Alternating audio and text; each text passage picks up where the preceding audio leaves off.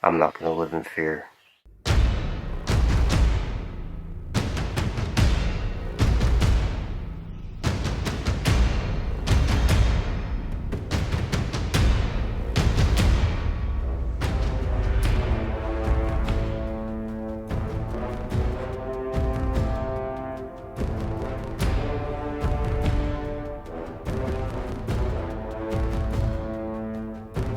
So what plant do we have here? Achillea millifolia.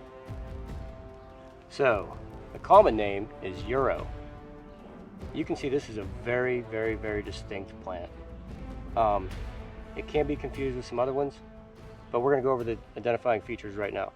You'll see that it looks like it's a solid leaf, but if you get a closer look at the leaf, it's actually made up of very, very small leaves hooking to the center stem of the main part of the leaf. So it almost looks kind of like a miniature fern. So then you get up to the top of the stem. By the way, the stem is very woody. It's tough to bend, but the leaves are very, very soft. So when you get to the terminal of the stem, where the flowers come in, you'll notice it's a lot softer, and it has these groups of very, very tight, small 5-petal flowers. The petals are white, and the center of the flower, the yellow part, is where the pollen is, and you can when you turn that sideways, you can kind of see it sticks up higher than the flower does. And like I said, these flowers are very, very close together. It almost looks like one solid mass. It can be confused with Queen Anne's lace, but the leaf looks completely different. So if you stick to what the leaf looks like and what the flower looks like, you're going to have Yarrow. Now, I think you probably noticed in the genus name, Achillea, it was actually named after Achilles in Greek mythology. And what he did was he used the leaves and used them on wounds. And what they found later on in science is that it stops bleeding. Now, if you take these leaves and you eat them and you take them internally, they can cause thinning of the blood.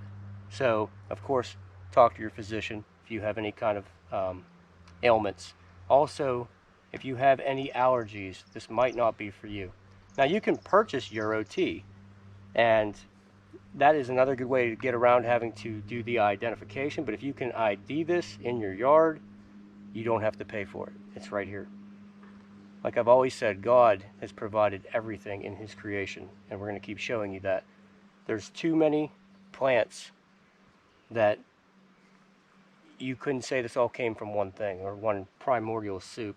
Each and every individual plant has its own uses and its own quality to help benefit your life. So, Yarrow, we can use the leaves in salad. You almost want to use them to flavor because it's very bitter. Also, as far as Yarrow tea, you'd want to steep these with possibly some mint, something that has like a sweeter texture, because again, these are bitter.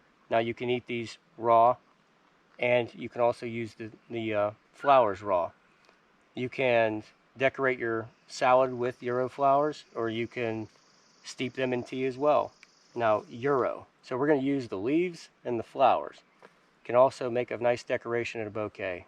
It's very pretty. It's very soft. Goes in with other flowers that are white. These flowers are very, very pretty when you get up close to them. As you can see, we have one back here. We have another one right here.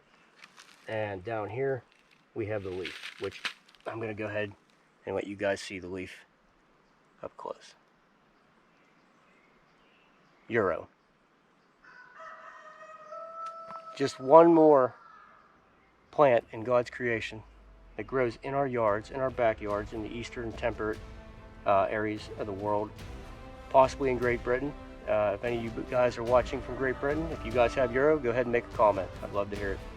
So, again, make sure you positively identify these plants and keep foraging.